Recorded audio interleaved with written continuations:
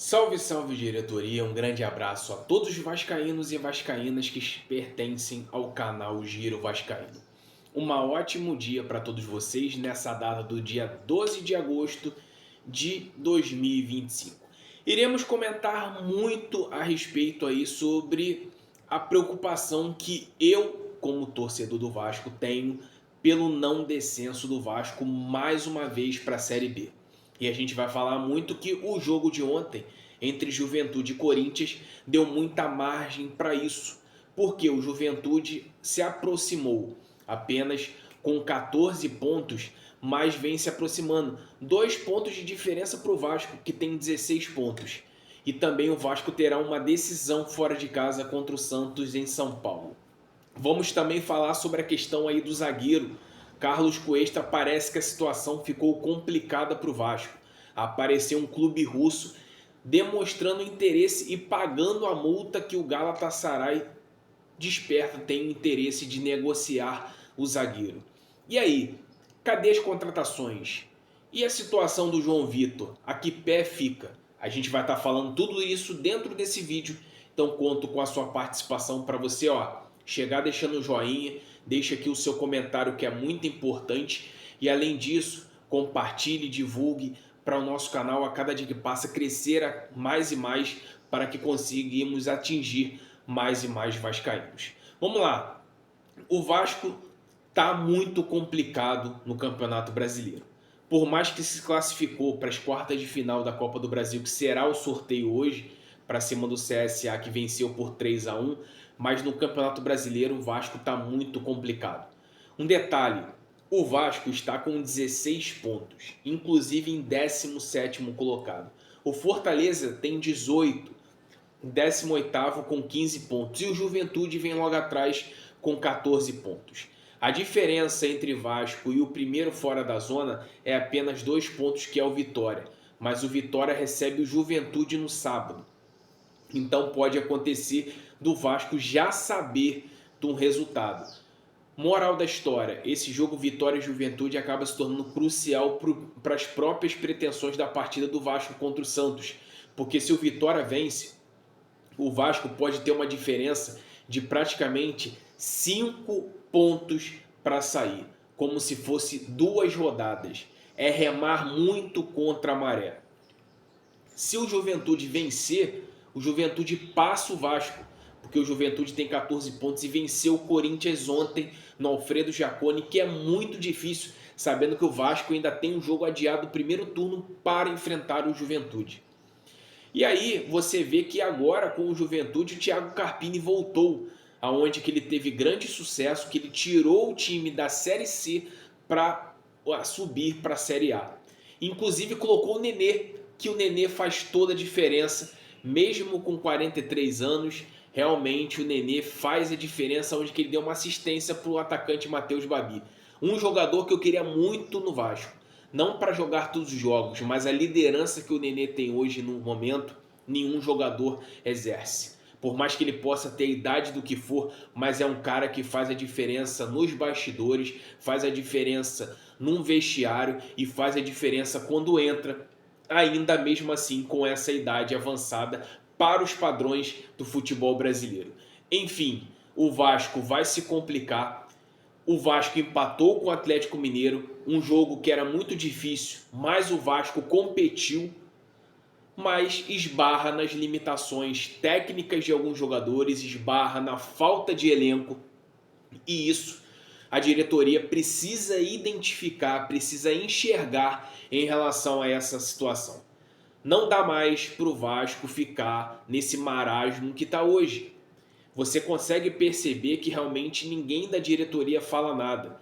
O Admar Lopes aí, que foi contratado para ser o executivo do futebol, o cara some num vapor surpreendente.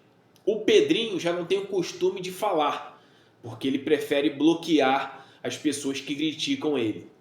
E agora ele está preocupado com essa questão aí desse sequestro aí que colocaram aí, enfim.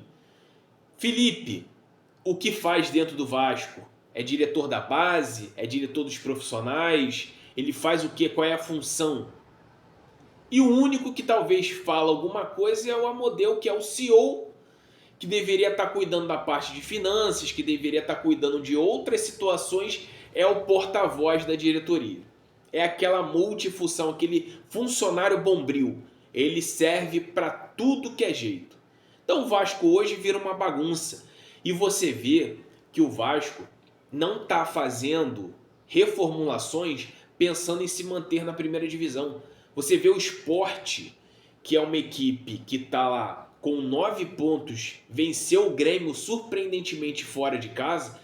Na virada do Mundial ele fez uma limpa, dispensou alguns, colocou para escanteio outros e contratou outros jogadores. Porque eles querem continuar, então eles movimentaram, eles fizeram ações para que pudesse fazer isso. Já no Vasco isso não existe, isso não acontece. Então, desculpa, ou esses caras realmente estão querendo que o Vasco se afunde, que o Vasco realmente vá para a segunda divisão, ou eles tratem de um jeito de realmente reformular esse elenco. É nítido que o Fernando Diniz sempre morre com 2 ou 3 substituições, que ele não tem elenco. Ele coloca o Garré no segundo tempo, é um cara morto dentro de campo. Tem essa implicância da torcida e é notório, o João Vitor não tem clima mais de ficar no Vasco. Já não tem clima desde o ano passado, tá? Hoje já virou insustentável. E aí? O Vasco já perdeu dinheiro. Aqueles 40 milhões do Benfica não vão reaver mais. Como é que fica a situação? Ao mesmo tempo, a gente vai entrar no mérito da questão do zagueiro Carlos Cuesta. O Spartak Moscou apareceu com uma proposta de 8 milhões de euros para o Galatasaray. O mesmo valor que o Galatasaray pagou pelo Cuesta. Você não acha que o Galatasaray não vai fazer o negócio com o Spartak Moscou? Vai falar, não, vamos ser bonzinhos com o Vasco e vamos oferecer ao Vasco com pagamento de empréstimo e tendo uma opção de compra por menos de 5 milhões de euros.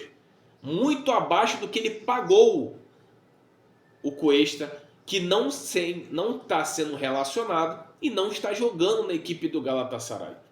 Então o Galatasaray é negócio, é business. Vai preferir vender para o time russo e deixar o Vasco chupando o dedo. Como muitos jogadores aí, a mídia, os influenciadores especulam dentro do Vasco e o Vasco não se pronuncia e estão indo para outros clubes. Guilherme foi especulado no início do ano com o Carille. Olha o que o Guilherme faz no Santos. Cabadeiro, atacante paraguaio, que foi especular no Vasco, deu a vitória para o Santos na última partida. Aí falam-se no Iconé, que o Botafogo agora está de olho. Se fantasiavam outros jogadores aí, inúmeros. E agora o Cuesta é mais um deles, que se verbalizam os influenciadores para ganhar mídia, para ganhar like. E like, visualizações, cada um faz o que bem entender. Mas é aquilo. Os influenciadores estão dando carta branca para outros clubes escolherem esses jogadores.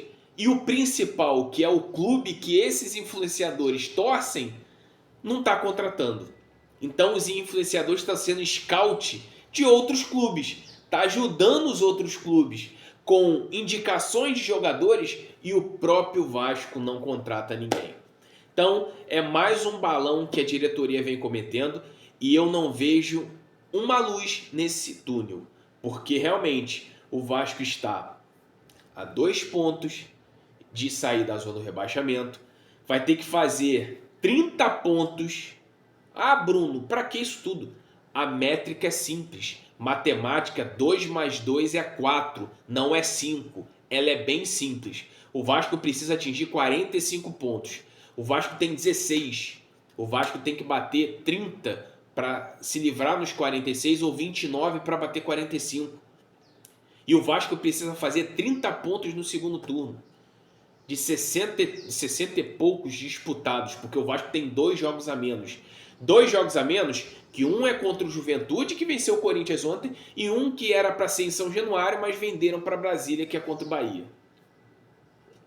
O que se esperar dessa diretoria, quando a gente está aqui sempre martelando, sempre batendo nessa diretoria, que era para fazer algo para o clube, eles não fazem e tá aí a prova disso tudo. Então, torcida, infelizmente, aqui eu tenho um papel de cobrar, mas você também tem esse papel de cobrar e cobre, porque realmente quem está lá dentro do vaso está fazendo pouco caso do que é a instituição de Clube de Regatas Vasco da Gama. Um grande abraço para todos vocês. Deixem o seu comentário aqui, a sua opinião de tudo que a gente comentou. Se realmente você acha que o Vasco está rebaixado ou não, ou que o Vasco tem chances. E sobre Carlos Cuesta. Mais um que foi especulado e pode estar indo para outro clube. Oh, maravilha! Um grande abraço para todos. Tamo junto. Saudações vascaínas, casaca.